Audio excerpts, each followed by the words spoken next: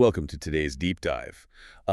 Imagine a localized skirmish between Iran and Israel, just, spiraling out of control. Right, pulling in the U.S. Exactly, sweeping across the Gulf states, dragging in Europe, and eventually igniting a secondary front with North Korea.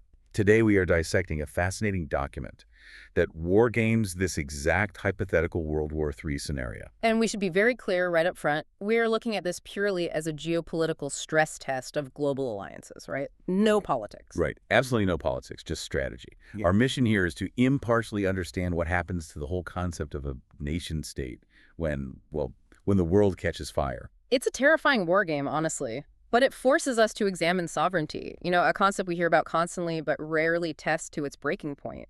Because when a conflict expands to a global scale, those borders drawn on a map suddenly mean very little. So, okay, let's unpack this. The document makes this really sharp distinction between de jure sovereignty and de facto power. Right, the legal recognition by the UN versus your practical, actual ability to defend your land. Exactly. Having de jure sovereignty without de facto power is, well, it's like holding the legal deed to a house, while a heavily armed gang has just changed the locks and moved in. That is a great way to put it. I mean, the paperwork says you own it, but you definitely don't control what happens inside. Yeah. And once that practical power fails, the state just completely collapses. And nature abhors a vacuum.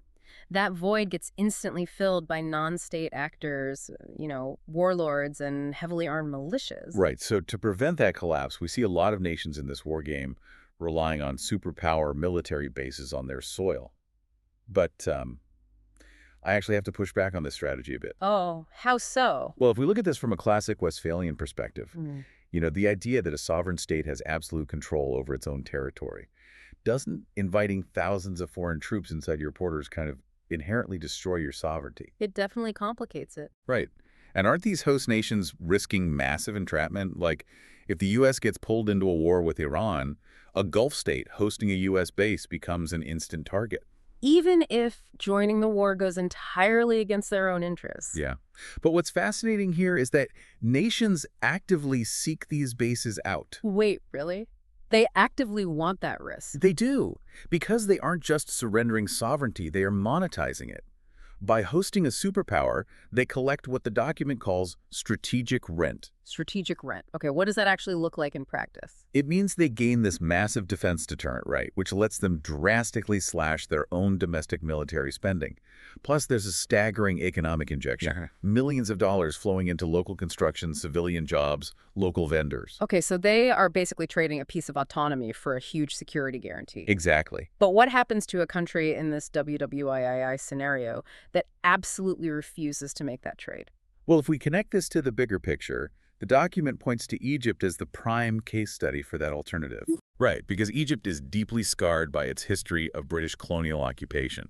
So hosting permanent foreign bases is just an absolute non-starter for them. Exactly. So instead, they survive by employing a strategy of what the source calls strategic hedging and wise neutrality. Which basically means aggressively balancing their international relationships, so no single superpower has the leverage to dictate their policy. Yes. And the way they execute that hedging is entirely structural. And the numbers behind this are wild. They shifted from being just a weapon buyer to a weapon builder.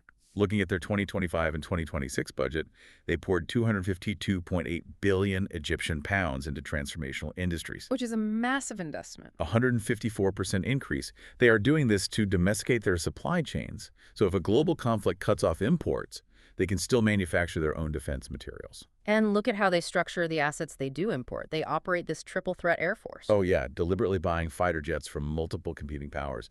They fly American F-16s, French Rafale, and Russian MiGs. It's a brilliant mechanism. If Washington threatens to withhold maintenance or parts because they don't agree with some Egyptian policy, Egypt's Air Force doesn't get grounded. Right, they just turn to their French or Russian fleets instead. They are literally buying immunity from superpower leverage. It is wildly expensive and, frankly, a logistical nightmare to run a military like that, but it buys them the ultimate prize-independent decision-making during a global crisis. No single nation holds the keys to their survival. Exactly. So what does this all mean for you as you listen to the daily news? It shows that sovereignty is no longer this rigid all-or-nothing concept.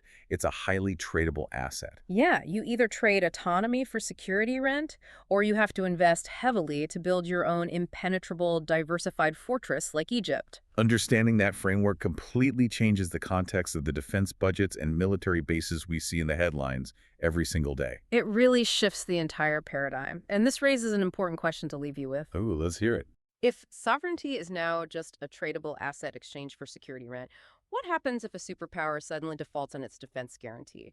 When a global war erupts and the heavily armed security guard you hired just vanishes, who gets to foreclose on a nation?